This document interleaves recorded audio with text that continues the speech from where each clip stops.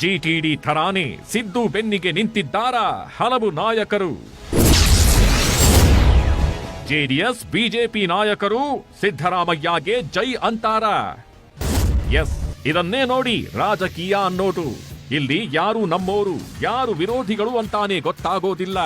ಒಂದೊಂದ್ಸಲ ನಮ್ಮದೇ ಪಕ್ಷದಲ್ಲಿ ಇದ್ದವರು ವಿರೋಧ ಪಕ್ಷಗಳಿಗೆ ಸಪೋರ್ಟ್ ಮಾಡ್ತಾರೆ, ವಿರೋಧ ಪಕ್ಷದಲ್ಲಿ ಇದ್ದವರು ಎದುರಾಳಿಗೆ ಸಪೋರ್ಟ್ ಮಾಡ್ತಾರೆ.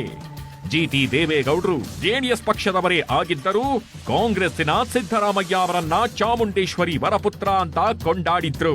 ಆದ್ರೆ ಇದು ಬರೀ ಜಿಟಿಡಿ ಅವರೊಬ್ಬರ ಮಾತಷ್ಟೇ ಅಲ್ಲ.